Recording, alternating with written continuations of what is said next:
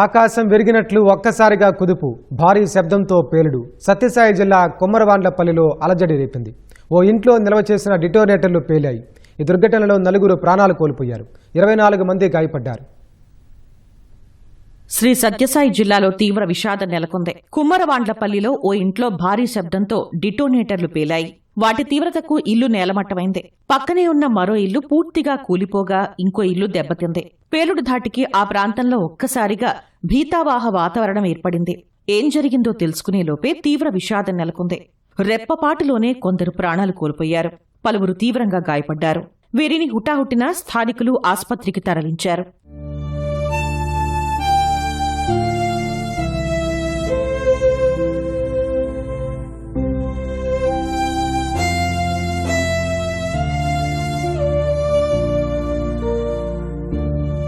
ప్రమాదం జరిగిన ఇంట్లో ఉంటున్నవారు డిటోనేటర్లు నిల్వ ఉంచినట్లు స్థానికులు తెలిపారు. అవి పేలటంతోనే భారీ ప్రమాదం జరిగిందన్నారు. నివాసంలోని గ్యాస్ సిలిండర్లకు మంటలు అంటుకుని అవి కూడా పేలాయన్నారు. దీంతో మంటలు పెద్ద ఎత్తున ఎగసిపడ్డాయన్నారు. ఈ దృశ్యాలను చూసి హడలిపోయామని ఆవేదన వ్యక్తం చేశారు. ఇంట్లో నివాసం ఉన్నటువంటి వాళ్ళంతా వాళ్ళు బయటకు వచ్చేసినారు. బయటకు వచ్చి వాళ్ళు వెళ్ళిపోయినారంట. వాళ్ళ పిల్లలతో సహా బయటకు వెళ్ళిపోయినారు. వాళ్ళు వెళ్ళిపోయిన తర్వాత ఇంట్లో మంటలు వస్తున్నాయని చెప్పి ఈ చుట్టుపక్కల స్థానికులుగా ఉన్నటువంటి వాళ్ళంతా వచ్చి ఆ మంటలు ఆర్పడానికి ప్రయత్నం చేసినారంట. ప్రయత్నం చేసిన ఒక 10-15 నిమిషాల వరకు వీళ్ళు అక్కడే ఉన్నారు. అప్పుడు వెంటనే పేలుడు సంభవించింది. ఆ పేలుడు సంభవించినప్పుడు ఇంకా కొంతమంది చనిపోయినారు, కొంతమంది గాయాలైనాయి. మామూలుగా రోడ్డు పనులు పోతుంటారు, స్టోన్ క్రషింగ్ చేస్తుంటారు. తెలంగాణ నుంచి వచ్చారని చెప్పుకుంటున్నారు. దాదాపు 11 ఇయర్స్ నుంచి ఇక్కడే ఉన్నారంట. ప్రమాదంలో గాయపడిన వారికి కదిరి ప్రభుత్వ ఆసుపత్రిలో చికిత్స అందిస్తున్నారు. ఒకరిని అనంతపురం తరలించారు. మృతుల్లో కమ్మరవాండ్లపల్లికి చెందిన మహబూన్నీసా, పి విశ్వనాథ్ రెడ్డి, మధుసూదన్ ఉన్నట్లు పోలీసులు తెలిపారు. ఒకరు కదిరికి చెందిన అస్లాం బాషాగా తేల్చారు.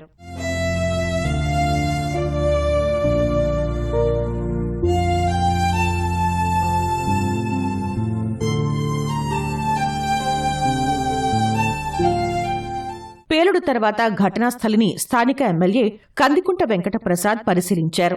ఘటన వివరాలను స్థానికులు ఎమ్మెల్యేకు వివరించారు. బాధితులను ఓదార్చిన ఎమ్మెల్యే అండగా ఉంటామని భరోసా ఇచ్చారు. అనంతరం ఎస్పీ సతీష్ కుమార్ ఘటనాస్థలిని పరిశీలించారు. ఇంట్లో డిటోనేటర్లు పెట్టుకున్న వారిని పట్టుకుంటామన్నారు.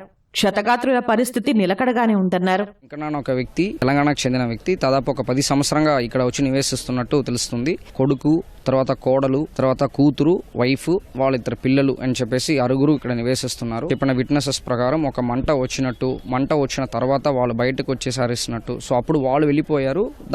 మంట వచ్చి దాన్ని ఆపడానికి కోసం నీళ్ళతో పాటు ఆపడానికి కోసం వచ్చిన వాళ్ళు పక్కన ఉన్న వాళ్ళందరూ రావడం జరిగింది. అప్పుడు 2 సార్లు పేలినట్టు. దానిలో 4 చనిపోయారు. రిమైనింగ్ ఒక 24 మంది గాయపడిన వాళ్ళు ఉన్నారు. వాళ్ళందరూ కూడా సేఫ్గా ఉన్నట్టు ఇప్పుడు కన్ఫర్మ్ చేసుకోవడం జరిగింది. వాళ్ళు ఎవరు ఇంట్లో స్టోర్ చేశారో వాళ్ళని కూడా మనం పికప్ చేస్తున్నాము. సో వాళ్ళతో పాటు ఇంటరాక్ట్ అయిన తర్వాత మనం ఎఫ్ఎస్ఎల్ టీమ్ రిపోర్ట్ తర్వాత రీజన్ ఏంటనేది మనం క్లియర్గా ఐడెంటిఫై చేయగలుగుతాం. పర్టికులర్ వెమ్మన్న వ్యక్తి రిగ్ వెహికల్ని యూజ్ చేస్తున్నారు. ఈ రిగ్ వెహికల్ దేనికి వాడతారంటే అగ్రికల్చరల్ ఫీల్డ్స్, పొలంలో కానీ, వ్యవసాయ పొలంలో కానీ, తర్వాత రోడ్ వర్క్స్లో కానీ ఉన్న బౌల్డర్స్, లేకపోతే పెద్ద రాయిల్ అంటారు, దాన్ని పేల్చడానికి కోసము ఈ రిగ్ వెహికల్ని హోల్స్ పెట్టేసి దాంట్లో జెలటిన్ స్టిక్స్ డిటోనేటర్స్ పేల్స్తుంటారు. సో వర్క్ని ఈ వ్యక్తి ఇక్కడ 10 ఇయర్స్గా చేస్తున్నట్టు చెప్తున్నారు. ఈ వ్యక్తి ఏంటి, లైసెన్స్ ఉందా లేదా, లైసెన్స్ ఉందంటే వాళ్ళు ఈ జెలటిన్ స్టిక్స్ కానీ ఈ బ్లాస్టింగ్ మెటీరియల్స్ ఎక్కడి నుంచి తెచ్చుకుంటున్నారు అనేదాన్ని కూడా ఇప్పుడు ఇన్వెస్టిగేషన్లో తెలుస్తాయి. పేలుడు ఘటనపై హోంమంత్రి అనిత, మంత్రి సత్యకుమార్ ఆరా తీశారు. పలువురు మృతి చెందటంపై విచారం వ్యక్తం చేశారు. క్షతగాత్రులకు మెరుగైన వైద్య సేవలు అందించాలని వైద్యాధికారులను ఆదేశించారు.